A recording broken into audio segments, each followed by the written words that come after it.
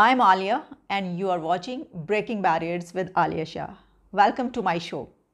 मैंने सोचा कि आज मैं पूरे एक इंटरनेशनल न्यूज़ या अफ़गानिस्तान या इस तरीके से या किसी से इंटरव्यू करने के बजाय क्यों ना कुछ ऐसी छोटी छोटी 5-6 खबरें आपके पास जिसमें से चंद बहुत दिलचस्प खबरें हैं।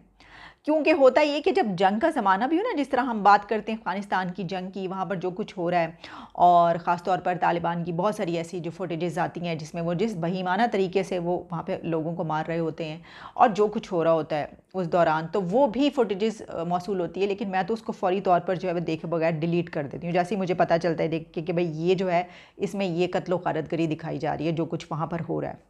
वो तो बहुत हौसला चाहिए वो देखने के लिए। हम काफ़ी अर्सा पहले स्वात में ये सब कुछ देखते रहे, अपने ही मुल्क के अंदर अपने ही लोगों के साथ। अच्छा, तो वहाँ पर जब ये जिस तरीके तेज़ी से वो छाते चले जा रहे हैं, कब्ज़े करते चले जा रहे हैं, उसी तेज़ी से पाकिस्तान में भी ना वहाँ इस तरह की कुछ एक्टिविटीज़ बढ़ती हुई नज़र आ रही हैं। मैंने आपको बताया कि दिखाया भी, बल्कि कि उनकी रैलीज़ निकली 2-3 जगहों पर, और ये बड़ी खौफनाक बात है। इसको तो पहले भी मैं इस पे बात कर चुकी, इस पे तो तफसीली बात जो है और भी होती रहेगी। लेकिन एक दो फुटेजेस ऐसी मौसूल हुई कि वहाँ पर नेटो फोर्सेस जो अपना सारा सामान, साजो सामान छोड़ के गई हैं, जिसमें कंप्यूटर्स भी हैं, जिसमें गाड़ियाँ भी हैं, जिसमें बहुत सारा जो है वो सामान है इस तरह का जो आम तौर पे आम रोज़ इस्तेमाल करने वाला होता है। तो एक जगह पर कंप्यूटर्स जो रखे हुए थे, वहाँ पर जब तालिबान पहुँचे हैं, ज़ाहिर है वो तालिबान, वो लोग जो पहाड़ों में रहते हैं और आप देख चुके हैं कि पानी से रोटी खाते हैं और वो 100 साल भी जंग लड़ सकते हैं और उनको किसी चीज़ की कोई परेशानी नहीं होती। उनका सिर्फ जो सबसे जो कहना चाहिए पसंदीदा मशगला जो है वो क्या है कि वो एक तो ये कि वो अपने जो मुखालफिन हैं उनको वो मौत के घाट उतार दें, और दूसरा ये कि वो शरीयत नाफिज करें और अपने जो ऑर्डर्स हैं उन पे कबूल करवाएं, लोगों को ज़्यादा से ज़्यादा जो है ना वो सजाएं दें। वो एक होता है ना, उसको क्या कहा जाता है, एक टर्म यूज़ होती है उसको सैडिस्ट, कि आप अपने आप से इंतकाम ले रहे होते हैं। तो उनको तो नहीं लग रहा होता कि वो अपने आप से, अपनी नस्लों से इंतकाम ले रहे हैं इतनी लंबी जंग करके, और हमेशा जंग में जो है वो इंटरेस्ट रख के उसी में ज़िंदा होते हैं, पैदा होते हैं, उसी में मर जाते हैं। लेकिन जब वो नेटो फोर्सेस के ऐसे ऑफिसेज वहाँ पर, बग्राम बेस है, दूसरी बहुत सारी जगह जहाँ पर जो फ़ौजी हैं वहाँ के, वो अपना इक्विपमेंट छोड़ के गए, वो कंप्यूटर्स छोड़ के गए, तो वहाँ पर जब वो एंटर हुए एक ऐसी जगह पर जहाँ पे कंप्यूटर्स रखे हुए, तो किस तरीके से वो कंप्यूटर वो इस्तेमाल कर रहे हैं, आपको मैं वो वाली पहले फुटेज दिखाती हूँ।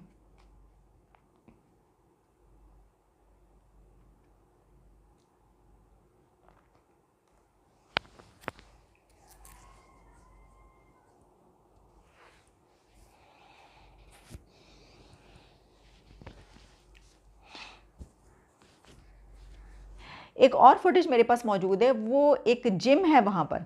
जब वो उस जिम में दाखिल हुए हैं, तो वहाँ पर वो उस जिम का जो इक्विपमेंट है, जो वर्जिश के तरीके हैं, वो किस तरीके से इस्तेमाल कर रहे हैं उसको, वहाँ पे मौजूद सामान को, वो भी देख लीजिए।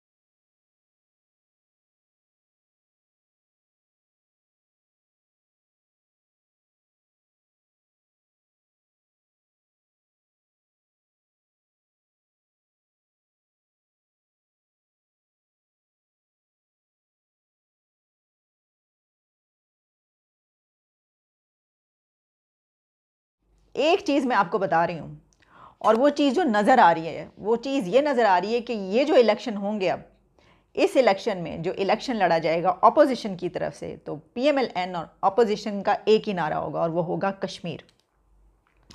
ये इलेक्शन जो होगा ना, ये कश्मीर के नारे पर लड़ा और जीता जाएगा या हारा जाएगा, जो भी होगा, लेकिन नारा जो लगेगा वो कश्मीर का लगेगा। इसकी वजह यह है कि मरियम नवाज शरीफ ने ये नारा, कश्मीर का नारा जो है वो पकड़ लिया है। कश्मीर का क्या नारा? मरियम नवाज, मतलब एक तो होता है ना कि आमतौर पर जो पाकिस्तान में कश्मीर के नारे लगते हैं, वो नहीं, मरियम नवाज ने जो स्टैंड लिया है और जिस तरीके से वो प्राइम मिनिस्टर इमरान खान पे तनकीद करती हैं कश्मीर के हवाले से, हर अपने जलसे में, हर गैदरिंग में, हर रैली में, हर जुलूस में, वो जहाँ पर भी जाती हैं, जिस शहर में भी जाती हैं, वो क्या बात करती हैं? वो बात करती हैं कश्मीर की, कि कश्मीर तुम भारत की झोली में डाल आए, कश्मीर तुम हिंदुस्तान की झोली में डाला है। वो कश्मीर का तमाम ब्लेम जो है, सारे का सारा मलबा वो PM इमरान खान के ऊपर डालती हैं। ये जो है ना, मुझे ऐसा लग रहा है कि ये जो इलेक्शन आएगा, ये जिस नारे पर लड़ा जाएगा, या अपोजिशन का जो नारा नज़र आ रहा है PMLN का, वो यही नारा होगा। होता है ना कि हर इलेक्शन में किसी ना किसी अगला जो आपका ओपोनेंट है उसको डैमेज करने के लिए आपने कोई ना कोई तो अपना रखना होता है हथियार। मरियम नवाज ने जो हथियार अब इस्तेमाल कर रही हैं वो ये है।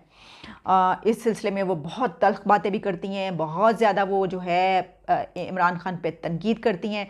उन्होंने जो तकरीरें की हैं, कश्मीर में वो गई हुई हैं आजकल, और कश्मीर के इलेक्शन की वजह से वो वहाँ पे बहुत तकरीरें कर रही हैं। मैं जो इलेक्शन की बात कर रही थी, मैं कश्मीर के इलेक्शन की बात नहीं करी थी। इसमें तो नारा लग ही रहा है, ये ज़ाहिर है वहाँ पर तो वो इसको इस्तेमाल करेंगी, लेकिन मैं बात कर रही हूँ अगले जनरल इलेक्शन की, जो आम इंतखाबात होने वाले हैं। कितना अर्सा रह गया? 1.5-2 साल रह गए, कितना?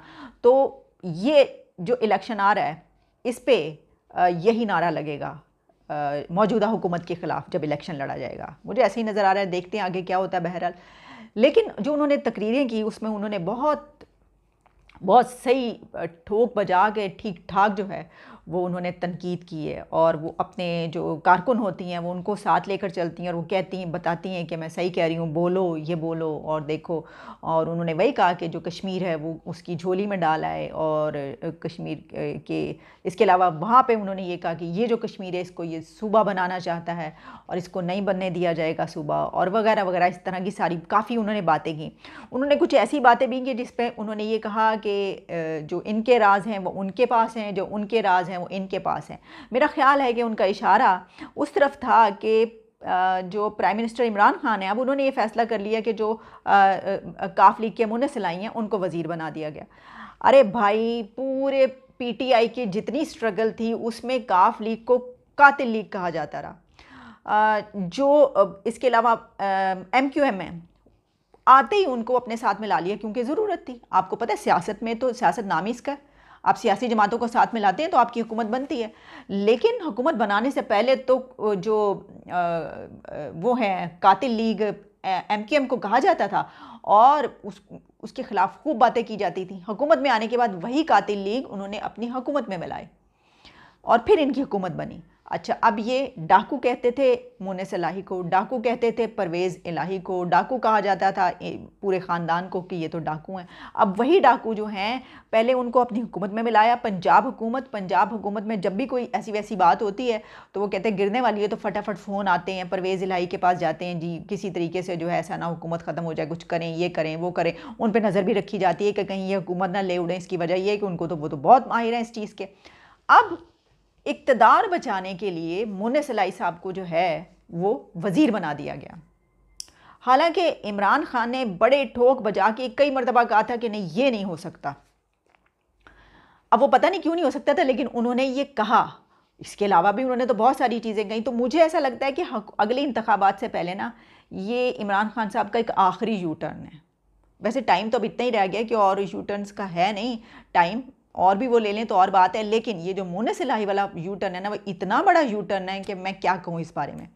अच्छा, इमरान खान के बारे में, क्योंकि बाकी जितनी माजी की हुकूमतें थीं उनसे एक अलग पर्सपेक्टिव, एक अलग व्यू ये था लोगों का कि ये इक़्तिदार के लिए तो नहीं आए ना, वो तो अपना एक मकसद के लिए आए हैं। उन्होंने नया पाकिस्तान बनाया, नया पाकिस्तान बनाना है, लोगों को जो है वो महरूमी से निकालना है और उसमें जो है कर्ज़े उतारने हैं, बिल्कुल एक बदल के रख देना। तो इनका ऑब्जेक्टिव, और उन्होंने हमेशा ये बताया कि मेरा मकसद, मेरा जो वो है ऑब्जेक्टिव या जो मैं चाहता हूँ वो इक़्तिदार नहीं है, ये तो कोई चीज़ ही नहीं है मेरे सामने। हमेशा वो ये कहते हैं ये तो कोई चीज़ ही नहीं है इक़्तिदार उनके सामने, वो तो इसके लिए आए नहीं। लेकिन फिर हम देखते हैं अभी ये क्यों बनाया इनको, इस वजह से कि आपको लगता है आपकी हुकूमत गिर जाएगी, ये गिरा देंगे तो उनको अपने साथ में लाया आपने, यही वजह थी। और अब मुनस्सिर लाई को जो क्यों, इसकी वजह ये कि आप भी जानते हैं बहुत अच्छे तरीके से, क्योंकि आप प्राइम मिनिस्टर रहना चाहते हैं, क्योंकि ये हुकूमत जो है ये अपनी टर्म पूरी करना चाहती है, क्योंकि आप ये प्राइम मिनिस्टर की सीट नहीं छोड़ना चाहते, यही बात है ना। इसके अलावा क्या बात होगी?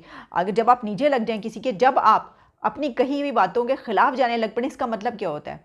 इसका मतलब ये होता है कि भाई क्या करें, अब तो कॉम्प्रोमाइज़ करना पड़ेगा।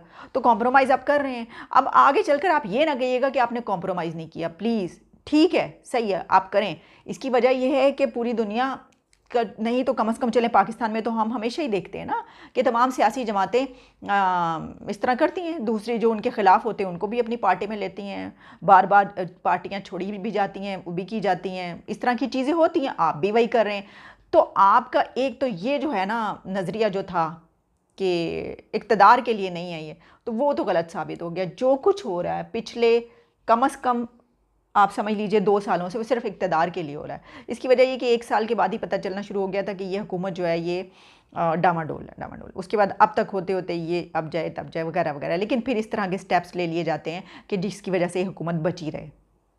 तो अगर कोई ये कहता है कि इमरान खान इस हुकूमत को ख़ुद ख़त्म कर देंगे, तो बिल्कुल मुझे ऐसा बिल्कुल नहीं लगता इमरान खान इक़्तिदार खुद से छोड़ेंगे। नो नो नो नो, ऐसा मुझे बिल्कुल नहीं लगता। इसकी वजह यह है कि उन्होंने इस हुकूमत बनाने के बाद अपनी जो पर्सनालिटी साबित की है सबके ऊपर, वो पर्सनालिटी हमें ऐसी दिखाई दी है। हालांकि इससे बिल्कुल बरअक्स हम समझते थे कि जब वो आएंगे तो फिर वो तो बाकी लोगों की तरह कोई हुकूमत में बैठने के लिए थोड़ी आ रहे हैं, वो तो यूँ लात मारेंगे, कोई ऐसी बातें कहेंगे जाओ छोड़ो, मैं कौन सा मुझे, लेकिन अपनी बात पर डटे रहेंगे।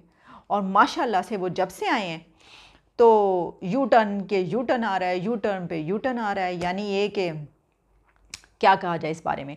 लेकिन जो ये कहते हैं ना कि वो हुकूमत ख़त्म कर देंगे, ऐसा नहीं करेंगे। वो ऐसे इंसान ही नहीं है कि वो हुकूमत ख़त्म करें। नो नो, मरते मर जाएंगे, यानी ये कि आखिरी पॉइंट तक वो खड़े रहेंगे, लेकिन वो हुकूमत ख़त्म नहीं करेंगे खुद से।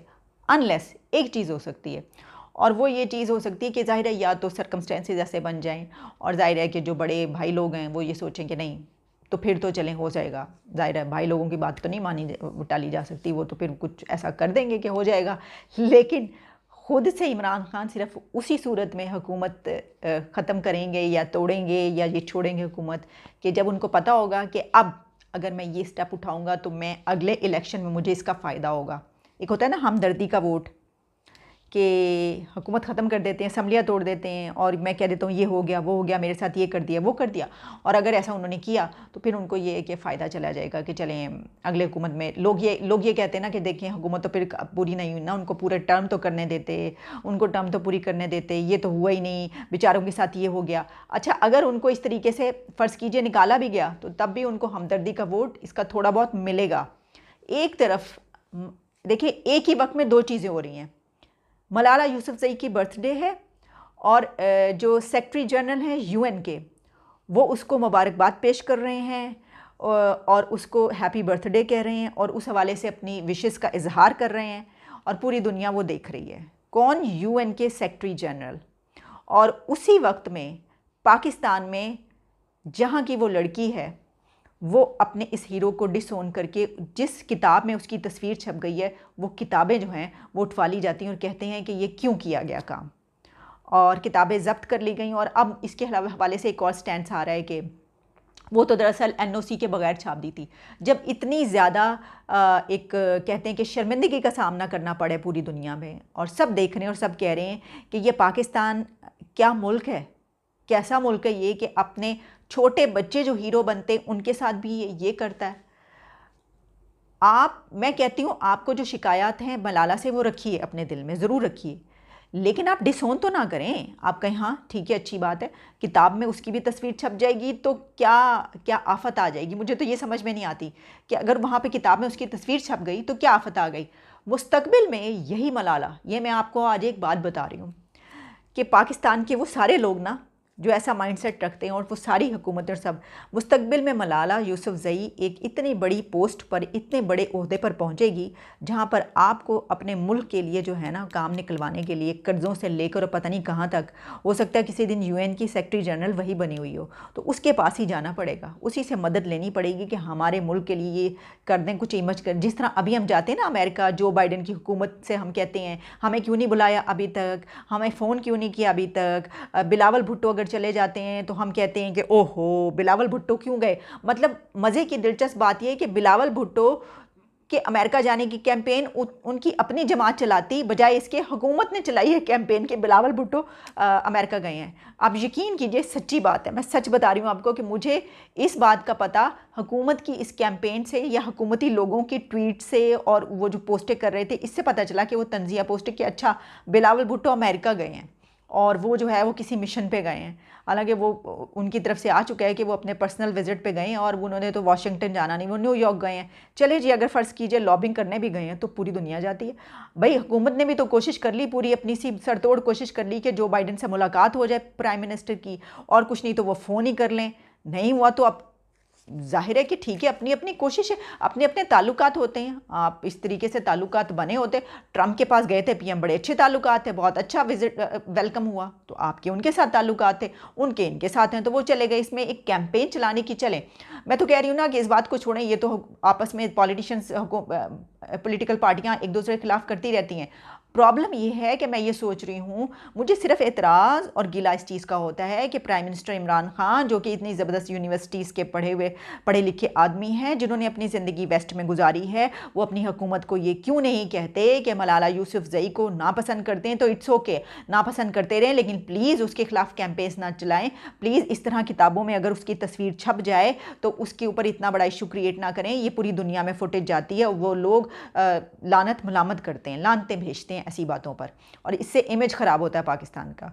अच्छा जी, एक और बात वो ये है कि जो हमारे वज़ीर हैं, मजहबी उमूर के वज़ीर जो हैं नूरुल हक साहब, उन्होंने एक बात की, मैं ख़बर पढ़ी थी, उनका कहना ये है कि जो अभी तक ये था ना पाकिस्तान में, है कि जो 16 साल से कम 18 साल से कम उम्र जो लोग हैं, यानी बिलो 18 जो लड़के लड़कियां हैं, जो भी लोग हैं, वो अपना जो मज़हब है वो उसको नहीं बदल सकते। ये है बात, यानी ये कि वो मज़हब तब्दील नहीं कर सकते। जबकि अब जो नूरुल हक कादरी साहब हैं, उन्होंने ये फरमाया है कि वो इसकी हिमायत करते हैं और इसकी हिमायत करेंगे कि अगर 18 साल से 16 साल से कम उम्र लड़के लड़कियां अपना मज़हब चेंज करना चाहें तो कर सकते हैं, मज़हब तब्दीली कर सकते हैं, इस पर पाबंदी क्यों है। अच्छा, मुझे बहुत हैरानी हुई, मैंने कहा एकदम से इतने सेकुलर कैसे बन गई, इनकी ये कैसे मेंटालिटी सामने आ गई। एक मतलब जाहिर हम तो जानते हैं कि ये वाला हमारा जो तबका है, मजहबी तबका, वो तो कभी इस चीज़ को पसंद नहीं करता कि मज़हब की तब्दीली के हवाले से ऐसी बात की जाए। उन्होंने कहा नहीं नहीं, कि वो इजाज़त है।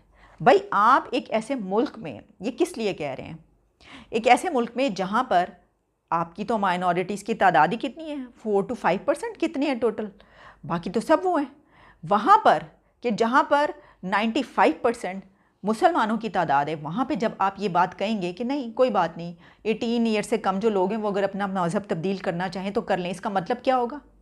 इसका मतलब ये होगा कि आप ये कह रहे हैं कि वो तमाम लोग जो कि माइनॉरिटीज़ के हैं, उनके ऊपर ये सर पे ये तलवार लटकती रहे कि जिस तरीके से यहाँ पे किस्से और सामने आते हैं, केसेस सामने आते हैं, मियाँ मिट्ठू से लेकर पता नहीं कौन कौन की, यहाँ पे जो हिंदू लड़कियाँ हैं, यहाँ पर जो दूसरे मज़हब के लोग हैं, उनको ज़बरदस्ती कन्वर्ट किया जाता है, उनको ज़बरदस्ती दूसरे इस्लाम कबूल करवाया जाता है, और फिर वो जो हैं वो रो रहे होते खड़े, फिर केसेस चलते हैं, ज़बरदस्ती शादियाँ करवा दी जाती हैं, वो कुछ कर ही नहीं पाते। महरूम तबका यहाँ पे क्या करेगा। यहाँ पे तो आप देख लें इस्लामाबाद में इतने पॉश एरिया में जो हैं वो एक आम घर के मिडिल क्लास के लोग जाते हैं, उनके साथ क्या हो जाता है, तो वो बेचारे जहाँ पर गोट गांव और इस तरह के लोगों के पास आप जहाँ के मज़हब तब्दीली करते हैं, वो क्या करेंगे। तो इससे तो उनको शय मिलेगी, इससे तो ये मुस्लिम्स को जो है, ऐसे लोगों को ऐसे लोग, मैं सबको नहीं कह रही, ऐसे लोग जो ये करते हैं जानबूझ के, ऐसे लोगों का उनके ऊपर दबाव डाल के उनको मार पीट के उनका मज़हब चेंज करवाते हैं, उनको तो और शय मिलेगी कि भाई ठीक है ये तो वज़ीर मजहबी उमूर कह रहा है कि कोई मसला नहीं है, मज़हब चेंज हो सकता है। लेकिन आप सोचिएगा मैं ये बात क्यों कर रही हूँ, और ये मेरी बात सही किस तरह है कि आप आगे से अगर कोई ये जवाब देता है कि देखिए इस तरह तो ये भी कहा जा सकता है कि उन्होंने तो मुसलमानों के हवाले से भी कहा है। अच्छा, मेरा सवाल ये होगा कि वाकई उन्होंने मुसलमानों के हवाले से कहा है कि उन्होंने मुसलमानों को भी ये कहा है, तमाम लोगों को, पूरे पाकिस्तान को ये कहा है कि अगर आप 18 साल से कम हैं और अपना अपना मज़हब तब्दील करना चाहे तो आप कर दें? सब कर सकते हैं, ये ज़रा सोच के बताइएगा। तो अगर सब नहीं कर सकते, आप भी जानते हैं बहुत अच्छे तरीके से, तो इसका मतलब है कि आपकी ये जो बात है ये सिर्फ उन मज़ाहिब के लिए है ना, कि कोई बात नहीं अगर कोई इस तरह कर रहा है, ताकि उनको उस छोटी उम्र में जो जब इस तरह करेंगे तो बहुत आसानी होगी। तो इसके ऊपर बात होनी चाहिए और इस पर एक्शन लेना चाहिए कि ये अगर इसलिए हो रहा है, इसके पीछे एक ये मेंटालिटी है, ये स्ट्रेटजी है, तो ये गलत बात है, ऐसा नहीं होना चाहिए।